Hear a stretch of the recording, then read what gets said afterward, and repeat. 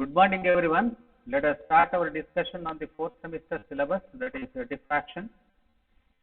And I will start away into the diffraction chapter. I am not going to the details of the basic concepts regarding the light. So, what is the nature of the light? What are the theories put forward to explain the nature of the light and all those things? Okay. I think some other professor who is dealing with other chapters in light optics might have discussed all those things, and I think it is not necessary to discuss the same thing again and again.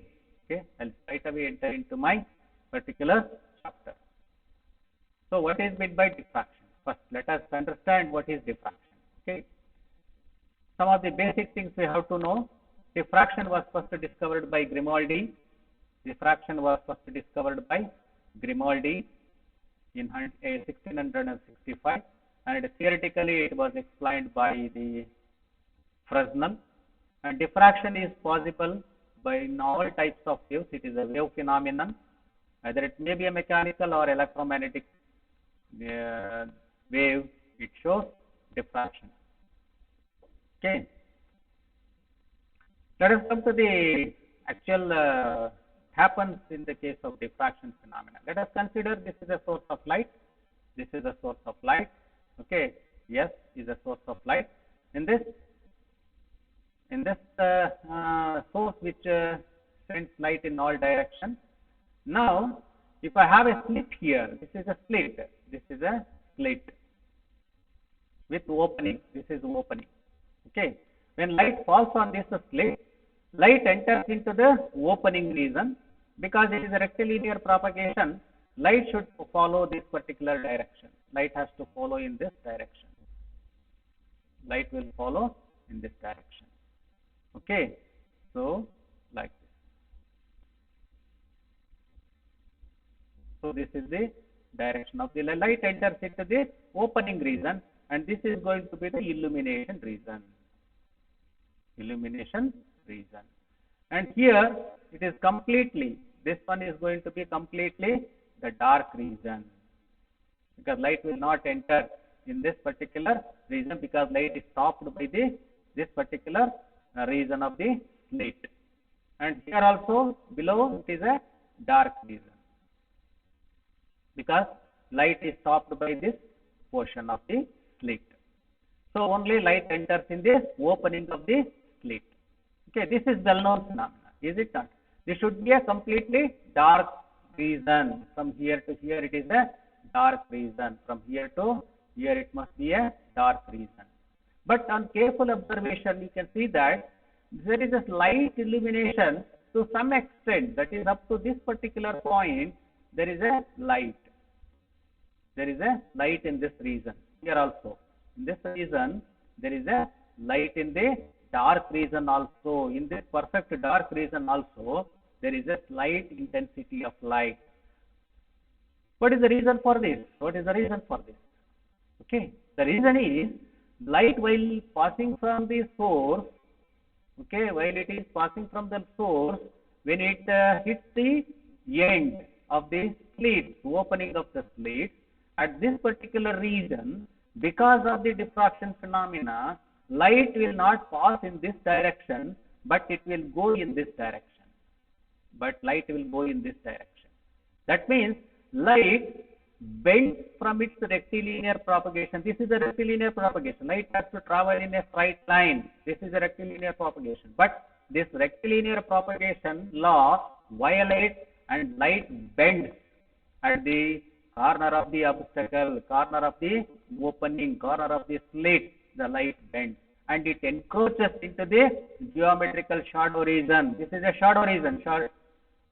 Light enters into the shadow region. Because of this entering of light into the shadow region, we can observe a small portion of the light in the dark region. Therefore, because of this, the dark region is not going to be a perfectly dark region. Slight intensity will appear even in the dark region also. The same thing happens here also. At this particular point, light will not go in this region, in the rectilinear propagation direction, but it bends and it will follow this direction. Okay, it follows this direction. Therefore, light enters into the geometrical shadow region. So, because of the bending of light, the light enters into the geometrical shadow region. Okay, so there is a bending of light. So, this is the case when I have a slit. Let me consider another one case. In this case, I have a complete block. I placed a block here which blocks the light coming from the source. Here is this is a source. Okay, from the source of light, the light is enters, falls on the block. So the block completely blocks this object blocks the light. Therefore, we should have a complete dark region.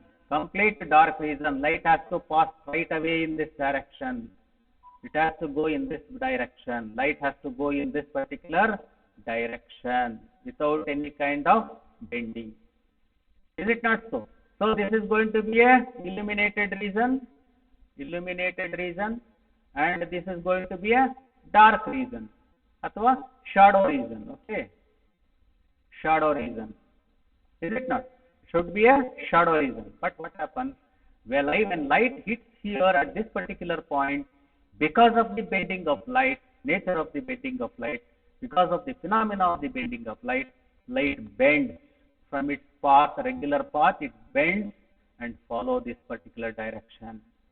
Light here at this corner, light bends and follow this particular direction. That means it encroaches into the geometrical shadow region. Therefore, we have a slight intensity in this particular region. In this particular region, we can observe a small intensity of light. So, in both the cases, as we observe that light bends at the corners of the obstacle and encroaches into the geometrical shadow region. It enters into the geometrical shadow region. Is it not? It is very clear from these two diagrams. Light bends at the corner of the obstacle. Okay, at the corner of the obstacle, and it encroaches into the geometrical shadow region. Is it not? And this particular phenomena of light, where it bends at the corner of the obstacle and it encroaches into the geometrical shadow region, is what is called as the diffraction of light. The same thing is given in the description here. So the definition is very clear. The phenomenon of bending of light around the corners of an obstacle or aperture, and hence its encroachment into the geometrical shadow of the obstacle or aperture, is called diffraction of light. Okay, so this is the clear definition for the diffraction of light. Is it clear now? Right. Let us pass on to the next one. What are the factors on which the diffraction phenomena depends? What are the factors? Let us come to the factors which depends on the diffraction depends on. One is size of the obstacle or aperture, size of the obstacle or aperture A, and wavelength of the wave, wavelength of the wave or wavelength of the light. Okay, so A and lambda. Okay, then what is the condition for diffraction? What is the condition for diffraction? What is the condition for diffraction? Size of the obstacle or aperture A should be nearly equal to the wavelength of light. So wavelength of light is lambda. So size of the obstacle or aperture is nearly equal to the wavelength of the light lambda. Therefore, lambda is equal to A, or A is equal to lambda, or nearly equal to lambda, or A by lambda is equal to 1. This is the condition for the diffraction phenomena to occur. At the point in the figure, as I shown you in the beginning itself, at that particular point, the size of the object must be very, very nearly equal to the wavelength of the light. Okay. If the size of the obstacle is much greater than the wavelength of the light, what happens? Rectilinear motion of the light is observed. If the size of the obstacle or aperture is more than the wavelength of the light, then diffraction won't take place. Then it just passes in a rectilinear motion. Okay. One thing it is very clear, it is a bending of light around the corner of the obstacle. The same bending takes place in refraction also. But refraction and diffractions are quite different phenomena. In refraction, we have two media. In diffraction, we have only one medium. Okay, in one medium, that is only the obstacle. When it falls on the obstacle, then it bends at the corner of the obstacle itself. But refraction takes place when the light passing from one medium to another medium of different optical densities, different refractive indices, different optical densities. Here, in this case, diffraction, in case of diffraction, there is no such case. It is the light falls on the object size is nearly, and size must be equal to or nearly equal to the wavelength of the light. This is the condition. So, difference between the diffraction and the refraction, you must be very careful. All these things are not necessary. What are the types of diffraction? What are the types of diffraction? In this diffraction, we have two types. One is a Fresnel diffraction, another one is a Fraunhofer diffraction. Because these two are the scientists who worked on the diffraction phenomena. What are these two? A Fresnel diffraction. In case of Fresnel diffraction, if either the source or screen or both are at finite distance from diffracting device or obstacle or aperture, then diffraction is called Fresnel diffraction. The pattern is shadow of diffracting device modified by diffraction effect. So, in this case, both object, source of light, okay, S and screen, source or screen are both are at finite distance,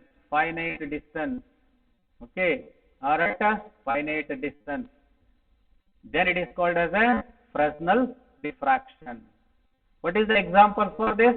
Example is a diffraction at the straight edge or small aperture disc, opaque disc, narrow wire are the best examples for the diffraction phenomena.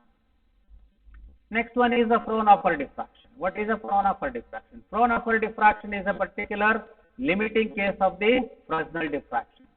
In this case, both source and screen are effectively at infinite distance. In the Fresnel diffraction, it is a finite distance. In case of Fraunhofer diffraction, it is infinite distance from the diffracting device. And pattern is the image of the source, modified by diffraction effect. Okay. So, only difference here is the Fraunhofer diffraction, screen and the source are at finite distance from the diffracting device. That means it may be a slit, it may be a edge, it may be an object, whatever it is. In between, we should have a diffracting device, and both the screen and the source are at the finite distance in the case of a Fresnel diffraction, but in the case of a Fraunhofer diffraction, it is at infinite distance. Must be at infinite distance. This is what the difference, major difference between the Fresnel and the Fraunhofer diffraction. Okay. Let us come to the comparison between the Fresnel and the Fraunhofer diffraction. This is also a very important concept that you should remember. It may be given in the examination also for 2 marks. Okay, 2 marks question. Okay, so source and screen are at finite distance, Okay, are at finite distance. Are at the finite distance. Source and screen are at infinite distance. Okay. Incident and diffracted wavefronts are spherical or cylindrical. In this case, it is due to the far away distance or infinite distance. The plane wave, the wavefronts are plane.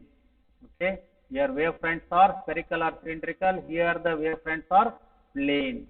Mirror or lenses are not used. In this case, 2 lenses are going to be used in this case. Okay, used in the Fraunhofer diffraction case. Center of diffraction pattern is sometimes bright or dark, but in this case, it is always bright.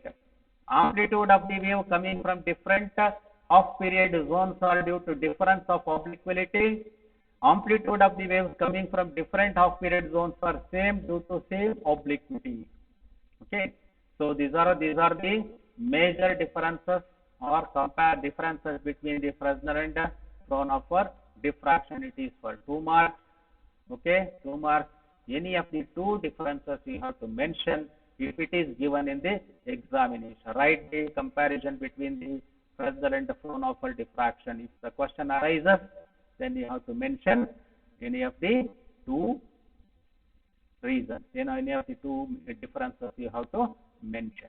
Okay, so this is I will stop at for this particular session, and I'll continue the discussion in the next session. Okay, so in this session, what is the outcome? What is the summary? You have understood what is meant by diffraction, what is the condition for diffraction, what is the what are the different types of diffraction, and then what is the difference between the 2 types of diffraction. These are the main points that you have understood in this particular session, and we will continue in the next session with some other concept. Okay, thank you very much.